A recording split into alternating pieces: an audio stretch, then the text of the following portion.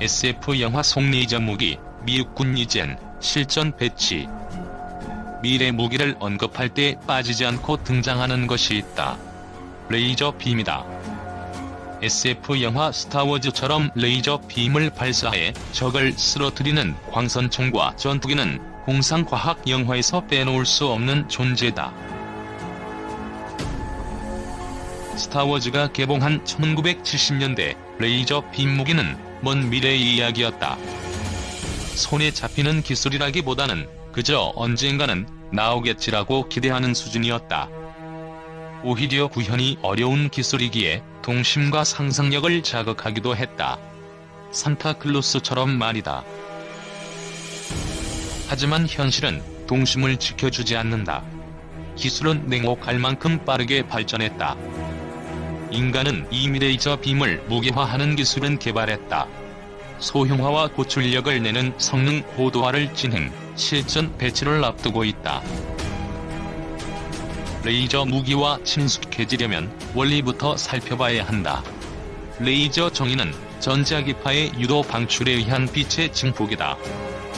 전기나 화학 에너지 등 외부 입력 에너지를 광에너지로 변환하는 것이라고 생각하면 쉽다.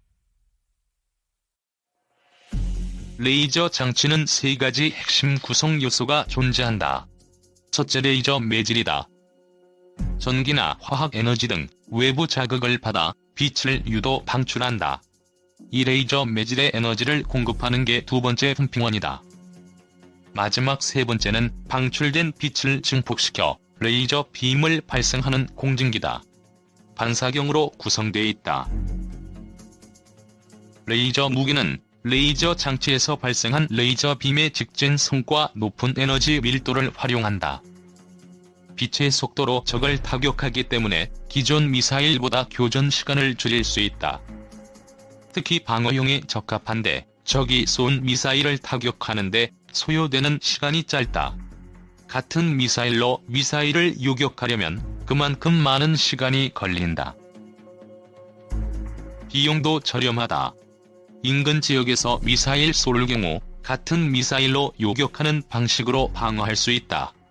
사드의 경우 요격 미사일 한 발당 110억 원, 패트리어트는 30억 원 수준이라고 한다. 대량 살상 무기를 대응하는 데는 가격 경쟁력이 있다. 장사정포 등 포탄을 방어하는데 비용 대비 효과가 떨어진다. 미사일에 핵이 들어가 있다면 요격 미사일 대응이 충분히 효과적이지만 다수 포탄을 막기에는 비싸다는 의미다. 레이저 무기는 다르다. 레이저 빔을 쏠 수 있는 수준만 되면 한 발 단가격은 기하급수적으로 떨어진다. 2010년 이후에 실험에 성공한 레이저 무기의 1회 발사 비용은 $1 수준이라고 한다. 한 발에 수백에서 수천만 원 하는 포탄이나 억 단위로 넘어가는 미사일 대비 경제적이다. 미 해군이 2017년 공개한 레이저 무기. 장점만 있는 건 아니다. 미국은 1960년대부터 레이저 무기를 개발했다. 불화수소와 불화중 수소를 이용 100kW 금레이저 무기 시제품을 개발했다. 1980년부터는 출력을 메가와트급으로 올린 레이저 무기를 개발했다. 1990년대는 레이저 무기를 항공기에 탑재하는 방법을 고민했다. 그 과정에서 독성 기체 등 유해 물질을 배출해 실험이 중단되기도 했다. 항공기에서 레이저 빔을 쏘는 실험은 성공했지만 빔 출력과 제어가 어렵고 막대한 비용 탓에 개발 프로젝트를 파기하는 등 우여곡절이 많았다. 다수 실패 사례를 기반으로 군사적으로 실용성 있는 레이저 무기 개발로 선회했다. 최근 레이저 무기는 미국군에서 각광받는다. 대공 무기에 적합하다는 의견이 나온다. 이에 맞춰 주류 방산업체들이 레이저 무기 개발에 적극 투자한다. 그중 미군과 계약을 체결한 곳도 있다. 록히드 마틴이다. 록히드 마틴은 다이내틱스와 함께 미국군에 1kW급 레이저 무기를 제공하기 위한 계약을 체결했다. 계약금은 $1억 3천만 달러다. 미군 전차의 레이저 무기를 탑재해 2022년 뉴멕시코 미사일 시험장에서 테스트할 계획이다. 이 레이저 무기는 미사일과 로켓, 각종 포를 방어하는 데 쓰일 것으로 전망된다. 군용 드론 등 무인 항공기 타격에도 적합하다. 또 다른 방산업체 레이저는 극초음속으로 날아오는 미사일을 레이저 무기로 타격하는 기술을 준비한다.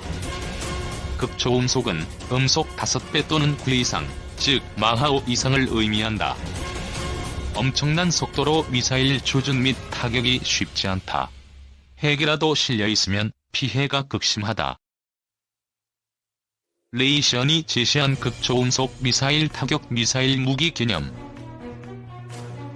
레이션은 빠르게 움직이는 발사체를 정확히 조준할 수 있는 기술과 전력 문제 등을 해결해야 한다. 기술 구현에 성공한다면 핵무기 개발 국가를 저지하는 데 요긴하다. 스타워즈가 나왔던 1970년대 레이저 무기는 꿈 같았다. 하지만 21세기인 지금 수년 안에 실전용 레이저 무기를 볼 수 있을 것으로 기대된다. 레이저로 무인기 격추 SF 영화가 아닙니다. 레이저는 공상과학 영화에 수없이 등장한 우리에게 아주 친숙한 무기입니다. 빠른 속도로 날아가 항공기를 파괴하는 모습은 환상적이기까지 합니다. 그러나 실제 레이저는 기상 상황과 거리의 영향을 받기 때문에 무기화하기 쉽지 않습니다. 그래서 대리 만족을 위해 선택한 것이 영화였죠. 하지만 최근에는 상황이 많이 바뀌었습니다. 실제로 공중에 있는 항공기나 로켓 등을 타격할 수 있는 고성능 레이저가 속속 등장하고 있습니다. 2일 김종국 한국국방연구원 확득사업분석단 연구단장이 작성한 고에너지 레이저 무기 현황과 과제 보고서에 따르면 무장 무인기, 소형 로켓, 포탄 등을 요격하려면 100kW급 이상의 고출력 레이저가 필요합니다. 또 공격 헬기, 순항 미사일을 요격하려면 출력을 300kW급으로 높여야 합니다. 레이저를 계측 장비 정도로 사용했던 과거에는 이것은 단지 꿈일 뿐이었습니다. 그런데 2017년 미 육군은 전 세계가 깜짝 놀랄 만한 성과물을 공개했습니다. 미 육군 우주미사일방어 사령부가 개발 중인 이동식 고에너지 전술 레이저입니다. 기동성이 뛰어난 18톤 무게 스트라이커 장갑차에 보잉사가 무인기 요격용으로 개발한 5kW 레이저포를 장착했는데 차체 왼쪽에 특이한 마크가 있었습니다. 미육군의 고정형 레이저. 미육군 제공 클릭하시면 원본 보기가 가능합니다. 바로 4개 로터를 갖춘 쿼드콥터 52기, 단발 고정익 무인기 12기를 격추했다는 표시였습니다. 미육군은 실제 소형 무인기 격추 영상도 공개했습니다.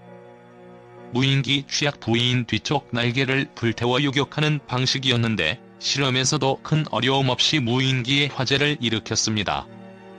연구팀은 레이저 출력을 10kW, 18kW 등으로 단계적으로 높인 뒤 2021년까지 50kW급 레이저를 확보한다는 야심찬 목표도 세웠습니다. 이 정도 출력이라면 저기 대전차 미사일도 막을 수 있습니다. 미육군 우주미사일방어 사령부가 개발 중인 이동식 고에너지 전술 레이저. 유튜브 영상 캡처 클릭하시면 원본 보기가 가능합니다. 미육군과 보잉사가 함께 개발하고 있는 또 다른 무기는 황섬유 레이저를 이용한 트럭 이동형 고에너지 레이저입니다. MTHEL보다 앞선 2005년부터 개발하기 시작해 2011년 미육군에 인도됐다고 합니다. 레이저 냉각 탱크, 레이저 발생 장치 등 각종 장비를 갖춰야 하다 보니 무게가 50톤에 육박해 50호 시사의 발륜, 중기동 트럭을 자체로 삼았습니다. 화기는 10kW 출력의 미국 IPG사 레이저를 장착했습니다. 2013년 11월에는 뉴멕시코주 화이트샌드 사격장에서 발사 실험을 진행했습니다. 합격 포탄 90여 발과 여러 대의 무인기를 격추했는데 격추거리는 1.8에서 2.7km에 이르렀다고 합니다. 하지만 미 육군이 만족할 만한 수준은 아니었습니다. 보잉사는 현재 개발 중인 50kW급 레이저를 이 시스템에 적용한다는 목표입니다. 록히드 마틴이 개발한 30kW급 레이저 아테나. 회사는 2017년 무인기 후미의 레이저를 조사해 추락시키는 영상을 공개해 눈길을 끌었다. 록히드 마틴 제공 클릭하시면 원본 보기가 가능합니다. 다른 미군수 업체인 록히드 마틴도 레이저 개발 경쟁에 가세했습니다. 록히드 마틴은 10kW급 아담, 30kW급 아테나에 이어 2017년 3월 60kW급 광섬유 레이저 개발에 성공했다고 합니다. 아테나는 2015년 6km 거리에서 자동차 엔진을 파괴하는 성능을 입증했습니다. 2017년에는 무인기 격추에 성공했습니다. 이번에 새로 개발한 60kW급은 에너지 효율을 높여 축전지와 냉각장치를 소형화할 수 있는 기회를 만들었습니다. 미 해병대도 무인기 격추용으로 30kW급 차량 탑재형 지상기반 대공방어 시스템을 개발 중입니다. 독일 라인메탈이 개발한 레이저 헬. 라인메탈 제공 클릭하시면 원본 보기가 가능합니다. 독고종형 레이저 240mm 로켓탄 방어 가능. 실전 배치를 눈앞에 둔 50kW급 레이저 무기는 독일 방산업체 라인메탈의 헬입니다. 헬은 고정형이라는 단점이 있지만 이미 2013년 소형 무인기 3대를 연달아 격추하는 묘기를 선보여 눈길을 끌었습니다. 이 회사는 현재 240mm 로켓탄과 무인기 편대를 제압할 수 있는 기술을 확보한 것으로 평가받고 있습니다. 군사용 레이저 개발 과정에 해결해야 할 가장 시급한 과제는 소형화입니다. 미국 등 군사 강국들은 과거 탄도미사일 레이저, 우주배치 레이저 등 규모가 큰 고출력 레이저에 치중했지만 최근에는 무인기, 로켓탄 등 테러 위협에 대응하기 위해 좀 더 규모가 작은 레이저 무기 개발에 집중하고 있습니다. 그렇지만 여전히 레이저 발진기, 냉각장치, 광전송장치, 망원경 등 부피가 큰 장비가 많아 지속적인 경량화가 필요한 상황입니다. 특히 레이저 발진기 효율을 높이는 과제가 핵심입니다.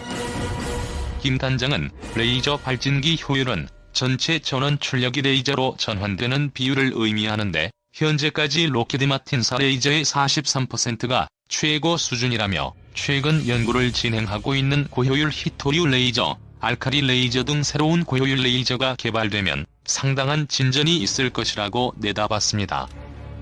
또 고온에서도 동작하는 광학 구성품을 개발하면 냉각 부담이 줄어들어 냉각장치 소형화가 가능해진다며 광전송 및 집적장치, 망원경은 구조를 바꿔 최적을 최대한 분산시키는 방법을 생각해 볼 수 있을 것이라고 전했습니다.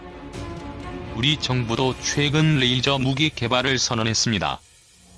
방위사업청은 지난해 9월 올해부터 880억 원을 투자해 2023년까지 레이저 대공 무기 체계 개발 사업을 완료하고 전력화를 추진하기로 했다고 밝혔습니다. 별도의 탄약 없이 전력만 공급하면 되고 소음이 전혀 없을 뿐만 아니라 1회 발사 비용이 2,000원에 불과한 것이 장점입니다. 클릭하시면 원본 보기가 가능합니다. 요격 미사일보다 비용 저렴 소형화 관건.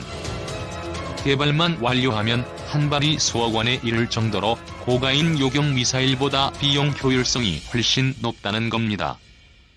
시제품 개발은 방산업체인 한화가 맡기로 했습니다. 국방과학연구소는 지난 10여 년간 연구를 통해 수백 미터 떨어진 정지 상태의 소형 미사일 표면에 구멍을 낼 수 있는 레이저빔 기술을 확보한 것으로 알려졌습니다. 앞으로 1km 이상 떨어진 무인기를 떨어뜨리는 기술을 확보할 계획인데 기술이 고도화되면 전투기도 요격할 수 있을 것으로 보입니다. 그래서 이 프로젝트를 한국형 스타워즈 사업으로 부릅니다. 그러나 지나친 낙관은 금물입니다. 너무 큰 기대는 바로 실망으로 돌아오기 때문입니다. 조금 천천히 가더라도 꾸준히 핵심 기술에 대한 투자를 이어가야 합니다.